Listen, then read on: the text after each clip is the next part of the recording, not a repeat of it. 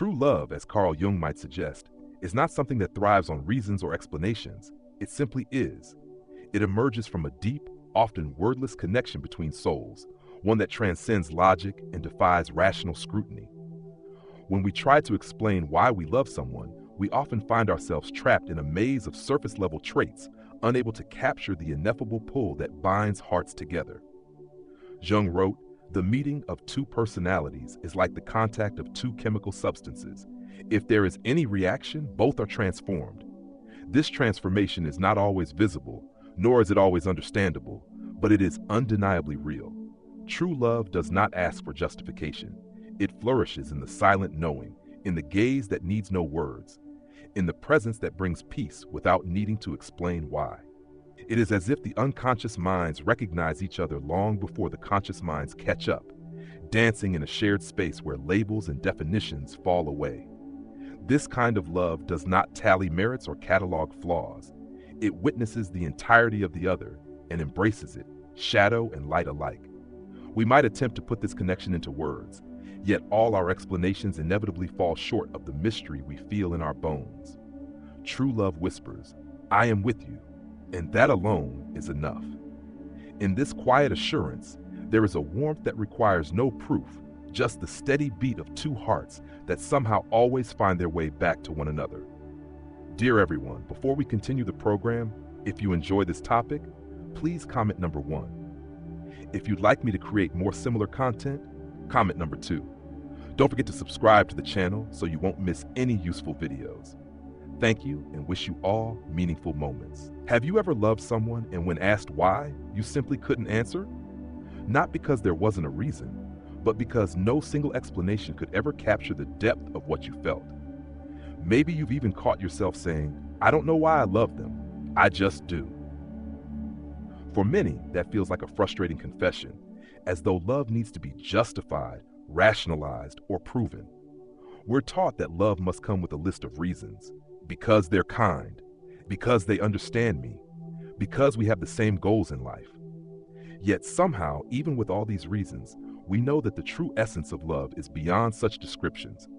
It is in these ineffable experiences that the ideas of Carl Jung, the renowned Swiss psychoanalyst, become profoundly relevant.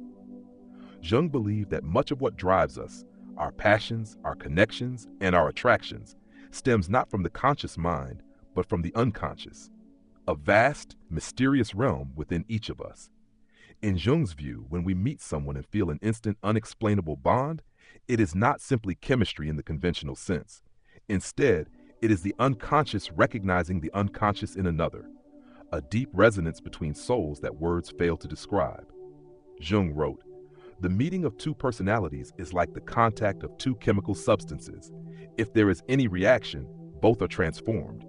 What if true love isn't something you can reason with? What if it's not a checklist or a strategic match, but rather an ancient memory of the soul, a recognition from lifetimes unknown, from depths within you that you've never fully explored? In this video, we'll journey through Jung's understanding of love, the psyche, and the unconscious bonds that tie us together without needing explanation. We'll explore how love, in its purest form, transcends the mind's desire for clarity, and instead invites us into the realm of mystery, transformation, and soul-level connection. Let's begin this voyage through the galactic wisdom of Carl Jung to understand why true love perhaps requires no explanation at all. 1. The illusion of rational love. Why our explanations always fall short. When we think of love, especially romantic love, we often imagine that we can define it. Society encourages us to believe that we love people because of certain qualities, their intelligence, humor, kindness, or even their physical beauty. We construct these narratives to make sense of the intense feelings that stir within us. But have you ever noticed that even when someone seems to have everything you could ask for on paper, your heart may remain unmoved? Conversely, there are times when someone doesn't meet any of our predefined expectations, and yet we find ourselves inexplicably drawn to them. No matter how hard we try, the why of that love remains elusive. Carl Jung's work helps illuminate this experience. He proposed that the conscious mind, the part of us that thinks, plans, and reasons, is just the tip of the iceberg. Beneath the surface lies the unconscious, a vast reservoir of memories, instincts, and images that we may not even be aware of. Jung introduced the concept of the collective unconscious, which refers to structures of the unconscious mind shared among beings of the same species. In simpler terms, it means that all humans carry within them a set of shared psychological patterns, stories, and symbols, what Jung called archetypes. When we fall in love, especially in that instant, magnetic way, it's often these deep, unconscious archetypes that are reacting. We're not just seeing the person in front of us, we are encountering an entire symbolic reality that they unknowingly represent to us. Think about the ancient idea of the anima and animus, two key Jungian archetypes. The anima is the feminine image in the unconscious of a man, while the animus is the masculine image in the unconscious of a woman. Jung believed that when we meet someone who embodies these unconscious images, we feel an intense connection that feels predestined, almost like meeting someone we've known all our life. It's not just who they are, it's who they awaken within us. That's why when someone asks, "Why do you love them?" the answer can feel almost impossible to articulate. Because the truth is, you're not just loving the person, you're loving the deep, symbolic mirror they hold up to your soul. They represent something you might not even fully understand about yourself. Consider this. You may say you love someone because they're compassionate. But how many compassionate people have you met and yet felt nothing for? That alone can't explain the depth of your attachment. It is likely that this particular person reflects a dimension of your psyche, an unspoken longing, or even a wound you didn't know you carried. Jung wrote, "Until you make the unconscious conscious, it will direct your life, and you will call it fate." In love, we often feel that fate has brought us together with someone. But in reality, it might be that our unconscious has found something familiar, something ancient in them, that resonates beyond explanation. This is also why love can be so transformative and so painful.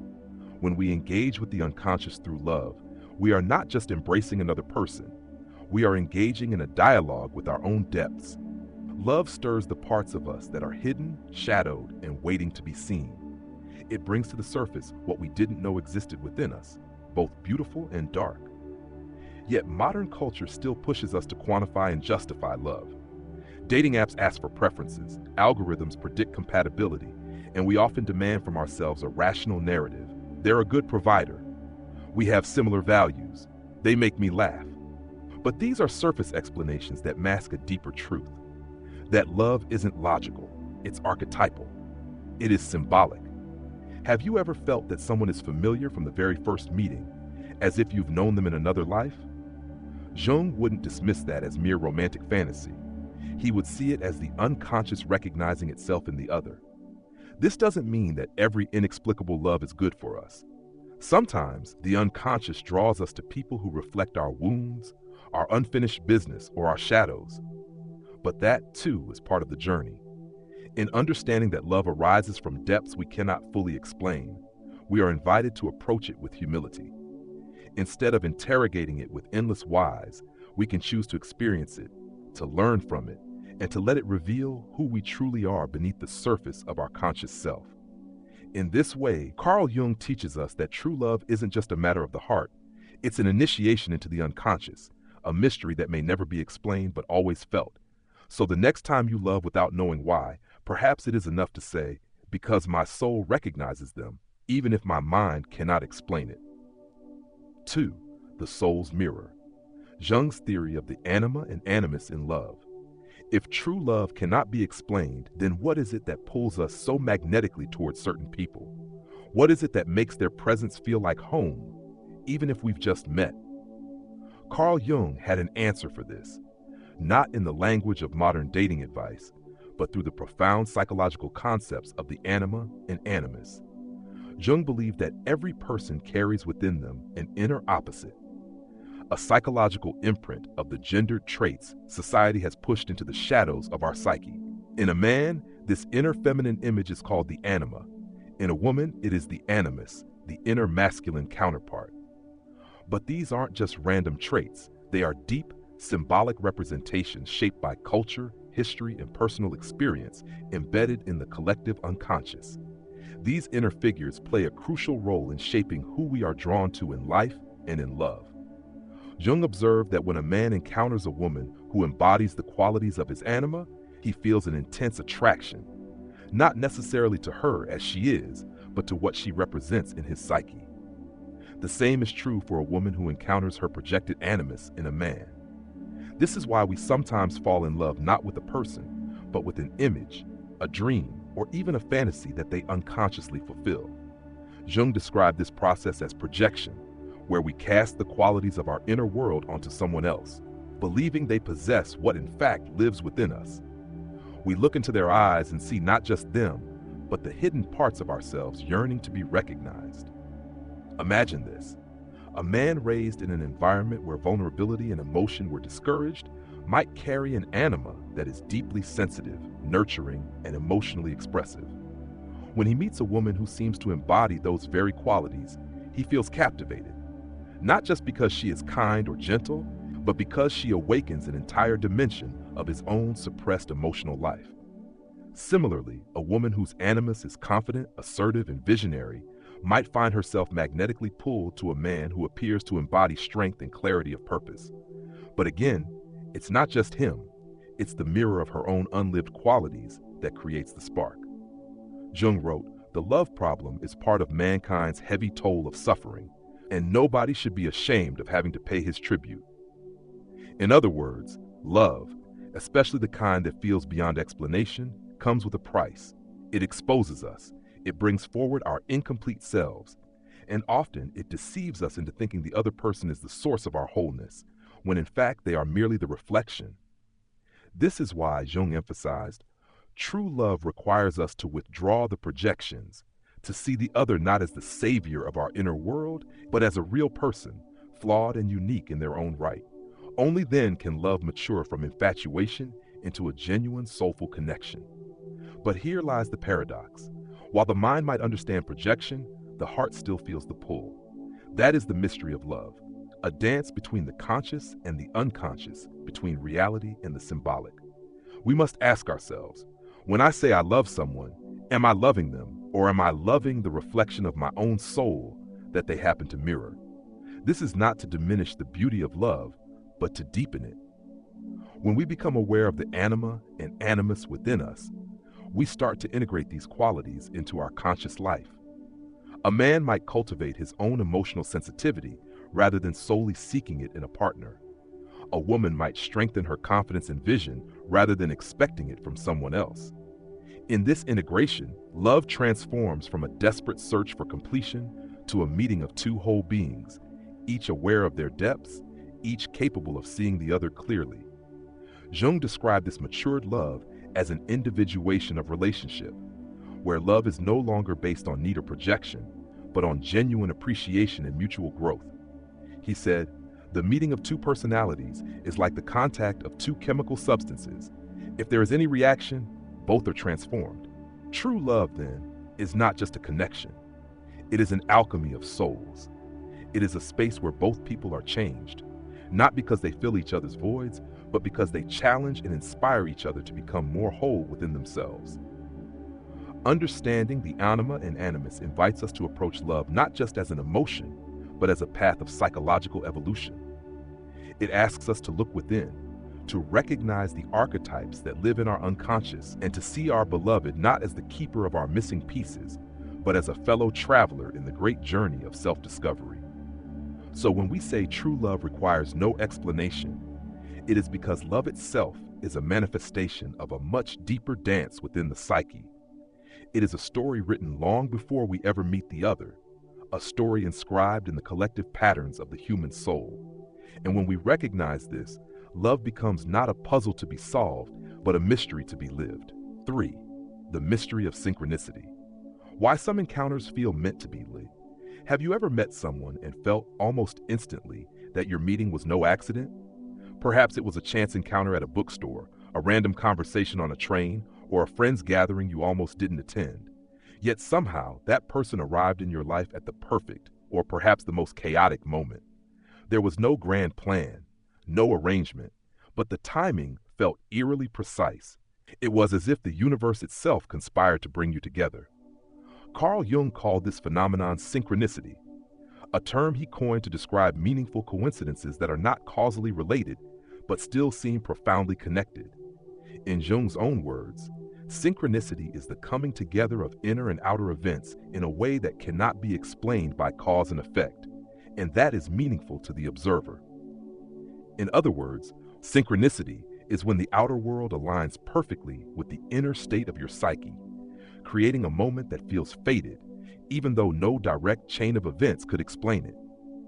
When it comes to love, synchronicity can feel like destiny.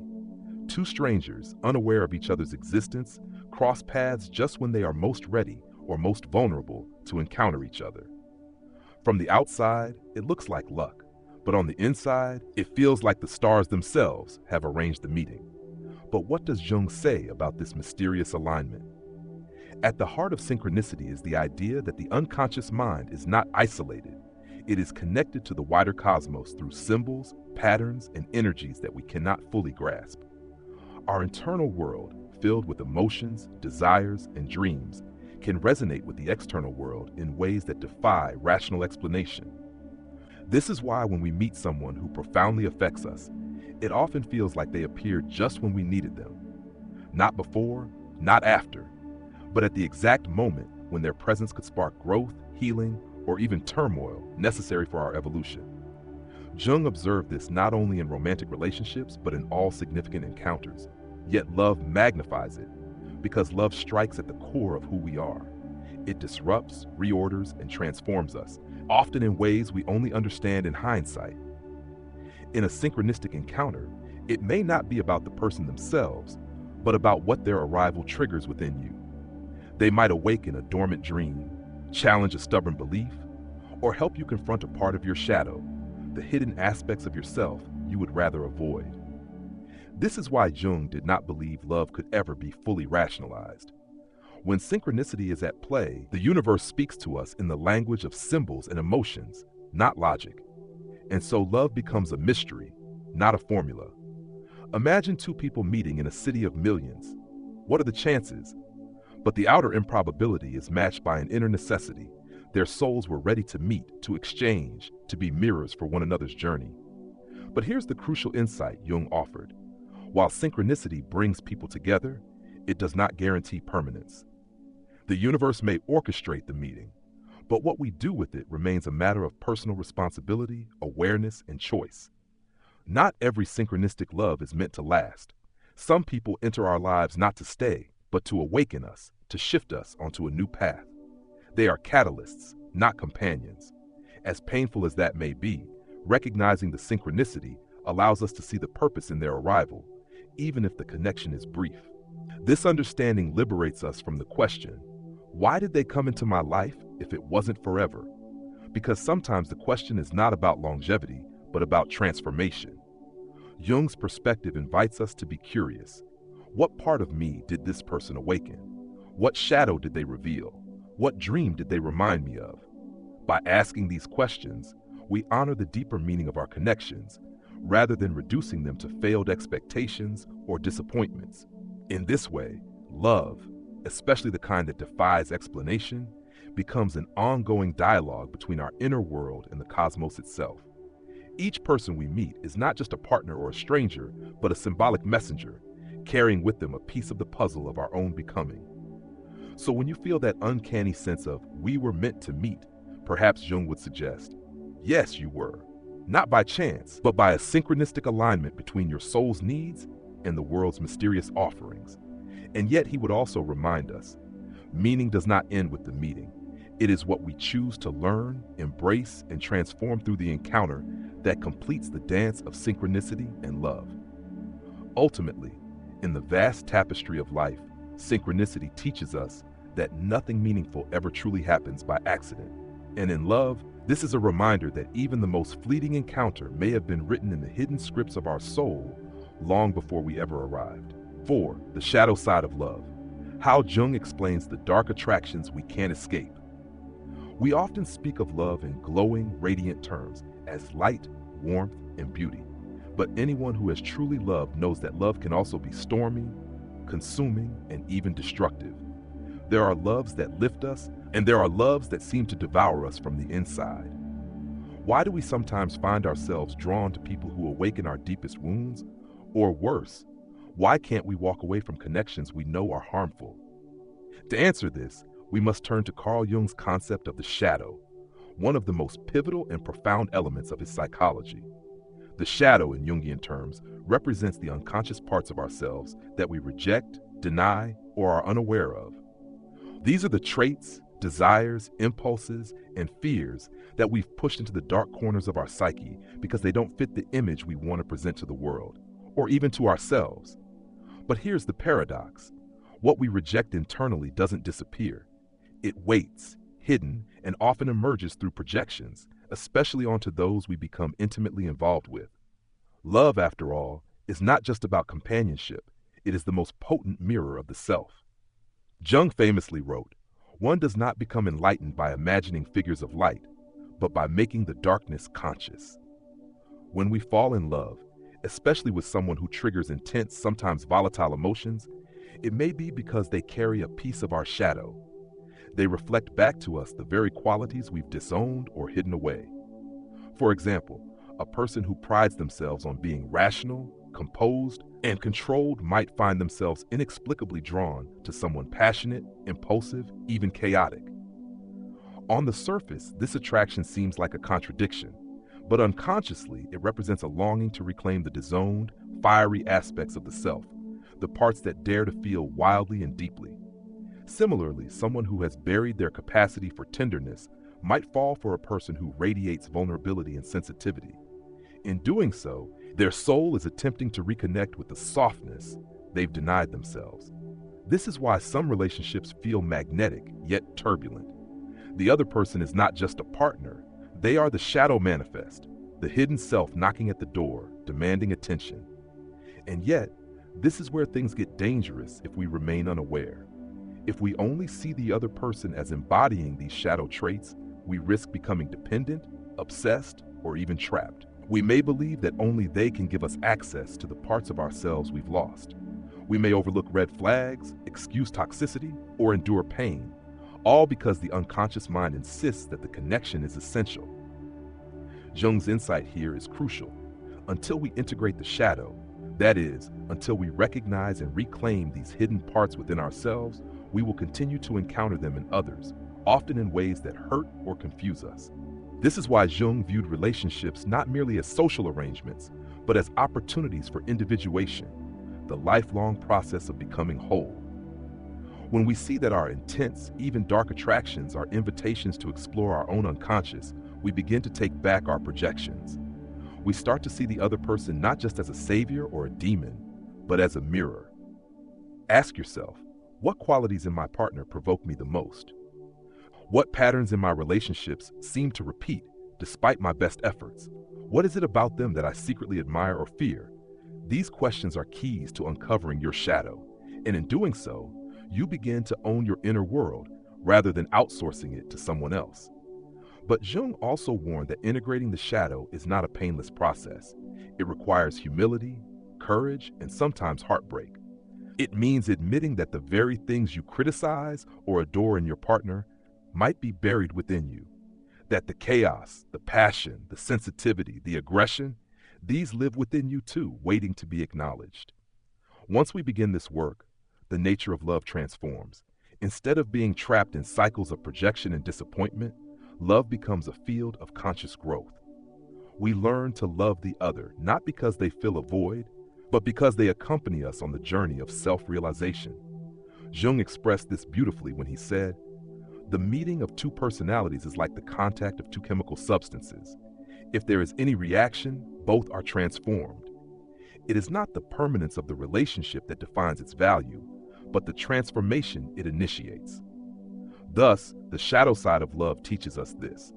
Love that feels dangerous, obsessive, or turbulent is not inherently wrong, but it is a signpost. It points to something within that is asking to be seen.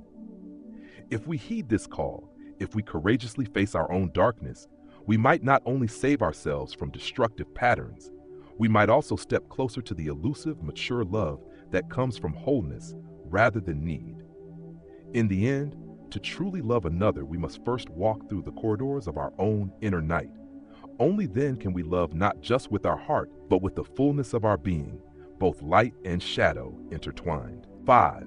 The alchemy of love, how true connection transforms the self. When we speak of love in the language of Carl Jung, we cannot avoid the metaphor of alchemy, that ancient practice of turning base metals into gold. For Jung, alchemy was not merely a primitive precursor to modern chemistry. It was a symbolic process that mirrored the psychological journey of transformation and self-realization. In relationships, especially those marked by deep connection, we experience this alchemy firsthand. Love is the crucible where the raw materials of our psyche, our fears, desires, wounds, and aspirations, are brought together under intense heat. And through this process, we are changed, whether we intend to be or not. Jung described this transformative journey as individuation, the lifelong unfolding of the self, where all the fragmented parts of who we are, conscious and unconscious, light and shadow, are gradually integrated into a cohesive whole. Love, in its truest form, serves as both the fire and the vessel for this process. Consider the early stages of love, the enchantment, the excitement, the overwhelming sense that we have found the one. This is what Jung likened to the conjunctio, the symbolic union of opposites in alchemical terms. It feels like we've discovered our missing piece, the person who completes us. But this stage, as magical as it feels, is just the beginning. Over time, the initial euphoria fades, and what emerges instead is a more sobering reality. The beloved is not the idealized image we projected onto them. They are human, flawed, unpredictable, and full of their own complexities. This is where the true alchemy of love begins. The disappointment, the misunderstandings, the conflicts, these are not signs that love has failed.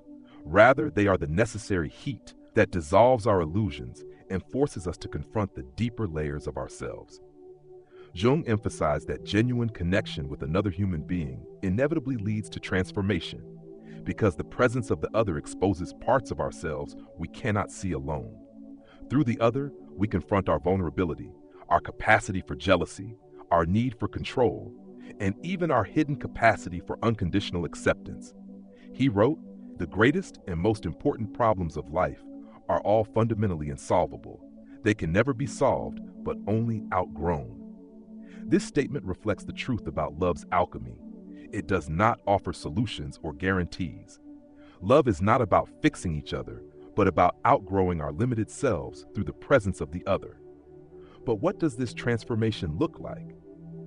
At first, it may appear as small shifts, learning patience where once there was frustration, or cultivating empathy where there was judgment. Over time, these shifts accumulate, reshaping not just how we relate to our partner, but how we relate to ourselves and to the world. For example, a person who has always seen themselves as self-sufficient and independent might, through love, come to appreciate the strength in vulnerability. Another, who has long feared intimacy, might discover the courage to open their heart. These are not mere changes in behavior. They are psychic transmutations, the turning of base aspects of the self into psychological gold. Yet Jung warned that such transformation cannot occur if we cling to the projections we initially cast onto our partner. If we insist that they remain the perfect image we first saw, we sabotage the alchemical process. Instead, we must be willing to let the projections fall away, to see the other person in their full, imperfect humanity. Only then does love mature into what Jung called a union of two differentiated individuals. This is not fusion or dependency, but a conscious partnership where each person supports the other's individuation journey. In this space, love is not a cage, but a crucible, a sacred container where both souls are refined and elevated. It is here that love transcends mere emotion and becomes a spiritual practice. It asks us to return, again and again, to the work of knowing ourselves through the eyes of another. It invites us to confront our discomforts, to tend to our wounds, and to celebrate our growth. Jung also aligned this process with the self, the archetype of wholeness within each person. True love, then, becomes a path not just to connection, but to the self. By engaging fully with another person, we activate aspects of the self that remain dormant in isolation. In this way, love is not the end of the journey. It is the means by which the journey deepens. It is not the treasure itself, but but the map that leads us to our own inner gold. So when people say that true love changes you, Jung would agree. But he would clarify that it is not the other person who changes you. It is the alchemy of love itself. The fire, the tension, the intimacy, and the reflection that transforms you from within. And when we emerge from this alchemical process, we are no longer just halves seeking completion. We become whole beings capable of loving without illusion, without possession, and without fear. This is the gold of love's alchemy. Not a perfect partner, not a happily ever after, but a deeper, truer self, forged in the fires of connection and tempered by the wisdom of the heart. 6. Beyond romance, the role of soulmates and twin flames in Jungian thought. In the modern conversation around love, terms like soulmates and twin flames have captured the imagination of many. They evoke the idea of destined encounters, of connections so profound that they seem orchestrated by the cosmos itself. But how do these concepts fit within the psychology of Carl Jung? And how might his understanding of the psyche reframe what we think we know about these mystical bonds? Jung himself never explicitly used the phrases soulmate or twin flame as we understand them today. Yet, his work on the unconscious, the self, and individuation offers a deep psychological lens through which we can interpret these ideas, not as romantic fantasy, but as symbolic realities of the soul's journey. Let's begin with the soulmate, commonly understood as someone with whom we share an immediate and effortless connection, as though our souls recognize each other. In Jungian terms, this recognition can be seen as the meeting of two individuals whose unconscious material resonates profoundly. This resonance is not accidental. It is shaped by the collective unconscious, the shared psychological blueprint that connects all humanity. When we meet a soulmate, it feels as if we've known them forever. Conversations flow effortlessly, and even in silence, there is understanding. Jung might describe this connection as a synchronistic event, a meaningful coincidence where two life paths converge, not by planning, but by unconscious necessity. But there's more to it. A soulmate relationship is not always peaceful or easy. Sometimes, soulmates arrive in our lives to reflect back to us our inner work. They challenge us to confront hidden parts of ourselves, to break through stagnation, and to evolve.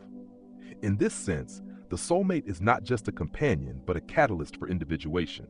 Jung's concept of the self is key here. The self is the archetype of wholeness, representing the totality of our conscious and unconscious mind. A soulmate, then, is someone who activates aspects of the self that we have yet to integrate. They awaken dormant energies, hidden potentials, and sometimes even our shadows. This is why soulmate relationships, while often described as divine or fated, can also be intensely challenging because they push us to grow. Now, what about the idea of twin flames? This notion suggests that there is one person in the world who mirrors your soul perfectly, a single flame split into two bodies. The twin flame is often portrayed as the most intense connection one can experience, marked by both ecstatic union and profound turmoil. Jung might not endorse the literal idea of a single predestined twin flame. However, he would likely interpret the twin flame dynamic through the lens of psychological projection and the anima and animus. The twin flame reflects not only the parts of us we cherish, but also the parts we deny, fear, or avoid. In this way, the twin flame relationship becomes a psychic crucible where the tension between opposites, love and pain, desire and fear, union and separation, is amplified. This tension mirrors what Jung described in his studies of opposites within the psyche. He believed that growth occurs not through the elimination of tension, but through holding and integrating it. The twin flame experience, often described as a cycle of merging and separation, mirrors the inner psychological process of reconciling opposites within ourselves. Jung's process of individuation teaches that no external relationship can complete us. Rather, relationships, especially those that feel cosmic or destined, serve to reveal where our work lies. The twin flame is not the missing half of your soul, but the person who most vividly shows you the parts of your soul you've neglected or never fully understood. Understanding this reframes the often romanticized notion of twin flames. Instead of seeking someone to complete us, Jung would encourage us to ask, what is this connection teaching me about myself? What unconscious material is being activated in me through this relationship? How can I use this experience to further my individuation? Moreover, Jung's notion of synchronicity suggests that even if twin flame-like connections feel destined, they are not necessarily meant to last in the traditional sense. Some people enter our lives not to stay, but to awaken. The pain of separation, the longing, the intensity, these are not failures of the connection, but part of its psychic purpose. To Jung, relationships that stir us at the deepest level are symbolic encounters with the self. Whether we call them soulmates, twin flames, or something else, they serve the same function: to mirror our wholeness, to reveal our fragmentation, and to guide us on the path toward becoming who we truly are. This understanding is liberating.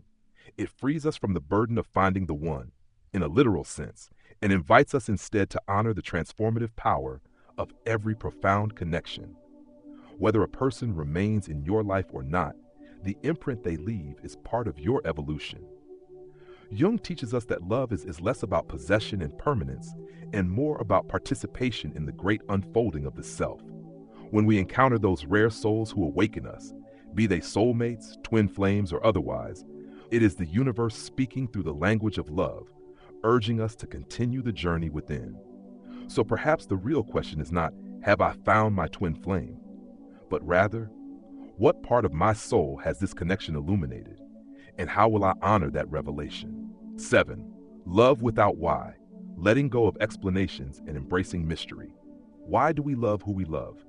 This question has preoccupied philosophers, poets, and psychologists for centuries. Yet despite all the theories, formulas, and psychological models, love often defies every attempt to pin it down. And perhaps that is because love, in its purest form, does not seek reasons. It simply exists. This idea is beautifully captured by the mystic poet Meister Eckhart, whom Jung admired. Eckhart wrote, "Love has no why. It is because it is. It loves itself, because it is of its nature love." Jung's entire framework of the unconscious and the psyche supports this understanding. From his perspective, the forces that draw us to others are often beyond the grasp of the conscious mind. They arise from the deep waters of the unconscious, where symbols, archetypes, and ancestral patterns reside. Places that do not speak the language of logic, but of myth and mystery. We might try to explain love in terms of compatibility, shared interests, or physical attraction, but when pressed, these reasons always feel inadequate. After all, we have met many people who fit these criteria, yet the soul remains untouched. Then, unexpectedly, someone arrives who breaks every rule, who fits none of the criteria, yet the connection feels undeniable. Jung would suggest that this is because the soul knows what the mind does not. The unconscious contains not only our personal history, but the collective unconscious, the shared psychological inheritance of humanity. When we encounter someone who stirs something deep within us, it is often because they activate an archetypal pattern, perhaps of the anima, animus, shadow, or self, that seeks expression and integration. This is why love can feel like a homecoming, even with a stranger. It is the soul recognizing a symbolic key, unlocking doors within us that we didn't even know were closed. But modern culture often struggles with the idea of unexplainable love. We seek certainty, clarity, and control. We want to define love, to know its boundaries, to ensure its permanence. We ask, why do I love them? What makes this connection special? How do I know this is the right person? And yet, the more we interrogate love, the more elusive it becomes. It slips through the nets of logic, but reminding us that some truths are felt, not dissected. Jung's approach invites us to embrace the mystery, to be comfortable with not knowing. He understood that the unconscious operates in ways that are symbolic, not linear. Love, emerging from this realm, carries the same enigmatic quality. But embracing mystery does not mean surrendering to chaos or naivety. It means acknowledging that love is a process of discovery, both of the other and of ourselves. It means staying present to what unfolds, rather than trying to control or explain it away. When we let go of the need to explain love, we open ourselves to its transformative power. We allow love to teach us, to stretch us, to soften or sharpen us where necessary. It is in this surrender that love fulfills one of its most profound purposes, not to be understood, but to be experienced fully. Consider this. When we gaze at the night sky, we don't demand to know why each star is positioned where it is before we allow ourselves to marvel at its beauty. we simply witness and wonder. Love deserves the same reverence. Moreover, Jung would remind us that the soul's journey is not linear, and neither is love. Some connections defy time, lasting a lifetime. Others burn brightly and fade, leaving a lasting imprint on our psyche. Both are valuable. Both are sacred. In letting go of explanations, we also let go of expectations. We stop demanding that love fit a certain form or fulfill specific roles. We begin to see the beloved not as a puzzle to solve, but as a fellow traveler, a companion in the ongoing journey of becoming. This mindset also frees us from the ache of past loves that didn't last. Instead of seeing them as mistakes or failures, we can honor them as necessary chapters in the unfolding story of our soul. They were part of the curriculum of our individuation, the process by which we become whole. In practical terms, this means approaching relationships with curiosity rather than certainty, with openness rather than control. It means asking not, where is this going, but what is this teaching me, and how am I changing through this? Jung wrote, "The privilege of a lifetime is to become who you truly are." Love, in its unexplained and unexplainable form, is one of the most potent forces that push us toward that privilege. It strips away our defenses, exposes our shadows, and awakens our latent gifts. It reminds us that life is not a problem to be solved, but a mystery to be lived. So the next time you find yourself unable to explain why you love someone, consider it a blessing. For in that inexplicability lies the signature of the soul, the whisper of the unconscious, the echo of the universe reminding you that some things are meant to be felt, not understood. In love, as in life, not everything needs a why. Sometimes because it is enough. 8. The self beyond love, becoming whole with or without the other. If love is such a profound mirror for our inner world, then what happens when love is absent or when it ends? Must we remain incomplete without the other? Or is there a deeper journey that continues, even in solitude? Carl Jung offers us a powerful insight here. The ultimate journey is not toward another person, but toward the self. Jung's entire psychological framework centers on a lifelong process called individuation, the unfolding of the self, the totality of who we are, integrating both our conscious and unconscious aspects. While love can accelerate this process, it is not the sole path. The self is not found in the other, but often through the other, yet it ultimately resides within us. It is a common human experience to seek completion through relationships. Phrases like "my better half" or "they complete me" echo this longing for wholeness. But Jung would caution that no external person can grant us the wholeness we seek. At best, they can illuminate the parts of ourselves that we must reclaim, but the work is ours to do. This is a liberating truth. It means that whether we are partnered or alone, whether love stays or departs, the path of becoming remains fully open to us. Jung emphasized that the self is not something to be found outside. It is an inner archetype beckoning us toward integration, authenticity, and depth. When love is present, it acts as a catalyst. But when love is lost, it becomes an invitation inward. The grief of lost love, the ache of loneliness, these are not just pains to be endured. They are the alchemical fires that refine us. In these moments of solitude, we are asked to face the very parts of ourselves that love awakened, but that we perhaps depended on the other to sustain. This is the deeper meaning behind the often quoted idea that we must love ourselves first. Yet in Jungian terms, this isn't a surface-level self-care slogan. It is a profound psychological task to engage with our inner figures, the anima, animus, shadow, and self, and to bring them into conscious awareness. To become, in Jung's words, a whole human being, one who is not split between what is owned and disowned within. The self is not perfection. It is wholeness, an embracing of all that we are, the light and the dark, the known and the mysterious. And from this wholeness arises a different kind of love. A love that is not about possession, not about need, but about mutual recognition. When two individuated people come together, their love is no longer a desperate search for completion. Instead, it is a celebration of two complete beings who choose to walk alongside each other, not because they must, but because they can. Jung beautifully captured this when he wrote, "The meeting of two personalities is like the contact of two chemical substances. If there is any reaction, both are transformed. In this light, The other is not a missing piece, but a transformative presence. And yet, even in their absence, the journey continues, because the self is always with us, always calling us deeper. This understanding also frees us from the pain of relationships that end. Instead of viewing them as failures, we can honor them as sacred encounters that serve their purpose. They revealed parts of us that needed to be seen. They pushed us into new territories of growth, and they prepared us for deeper connections with others and with ourselves. In the grand scheme of Jungian thought, love is one expression of the psyche's vast, mysterious unfolding. It is a portal, a mirror, a crucible, but it is not the destination. The destination is always the self, the deeper self that knows, the self that integrates, the self that stands whole, whether alone or together. So when we say true love requires no explanation, perhaps what we really mean is that love in its most authentic form is a reflection of our journey toward the self. It needs no justification because it is part of a larger dance, the soul's dance toward wholeness. Whether you find that love in another, or whether your path is one of solitary exploration, the invitation remains the same: to become who you truly are, to embrace all parts of yourself, to live not in search of completion, but in the fullness of your own being. In that space, love, in all its forms, becomes not just a gift, but a byproduct of a life lived with depth, consciousness, and courage. And that, perhaps, is the greatest wisdom of all. And so, dear travelers of the inner cosmos, we arrive at the end of this journey.